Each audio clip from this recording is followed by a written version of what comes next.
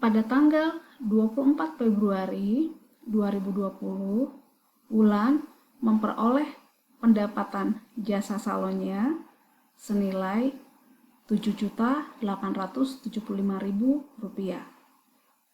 Maka pendapatan jasa itu disebut dengan operating revenue atau disebut juga dengan pendapatan usaha. Di transaksi ini kita menggunakan pendapatan usaha. Jadi operating revenue dia masuk kelompok equity. Equity kalau bertambah letaknya di sisi kredit. Maka untuk general ledger-nya operating revenue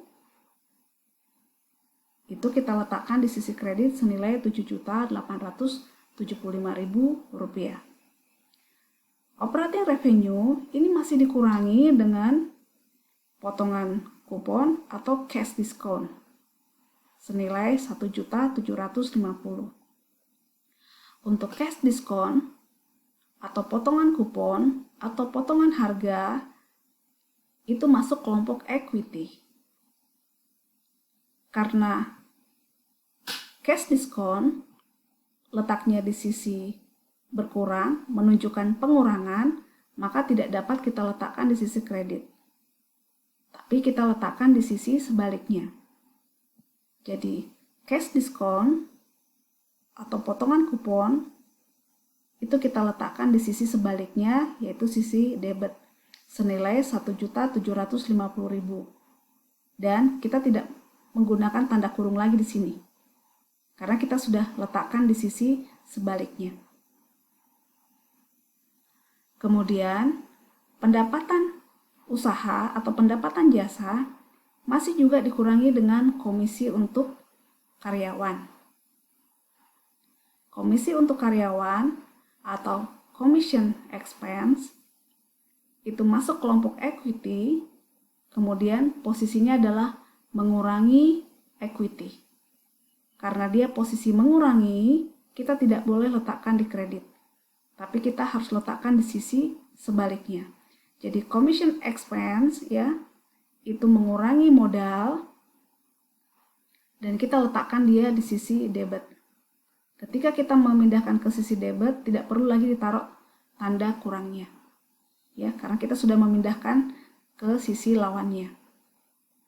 Kemudian transaksi terakhir ya, tanggal 28 Februari 2020 itu Wulan membayar hutang tanggal 5 Februari. Wulan membayar hutang tanggal 5 Februari. Jadi pada saat Wulan membayar hutang tanggal 5 Februari, hutang itu ada 25 juta rupiah. Tanggal 28 dilunasi. Berarti pada saat Wulan membayar hutang, maka hutangnya akan berkurang. Pada saat Wulan membayar account payable, maka account payable-nya akan berkurang. Berarti karena account payable masuk kelompok liabilities, ketika dia berkurang, letaknya bukan di kredit, tapi letaknya di sisi sebaliknya.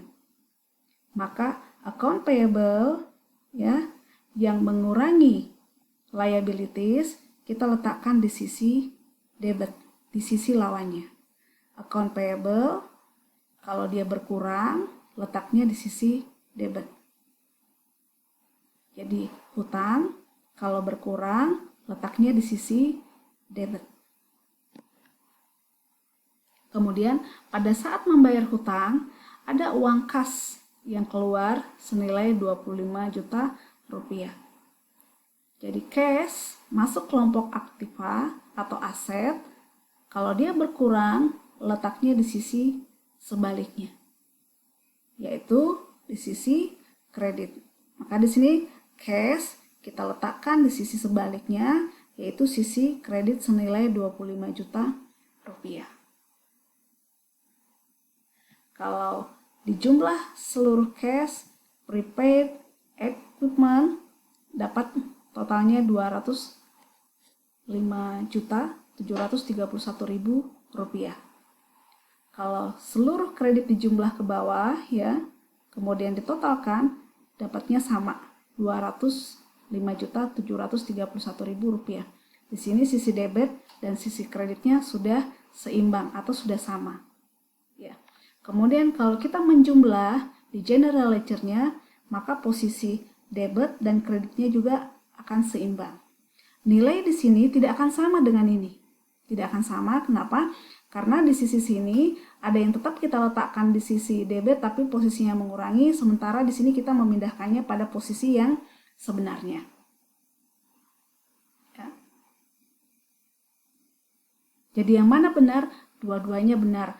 Kalau kamu menggunakan persamaan akuntansi, maka ini yang benar. Kalau menggunakan general ledger, maka ini yang benar.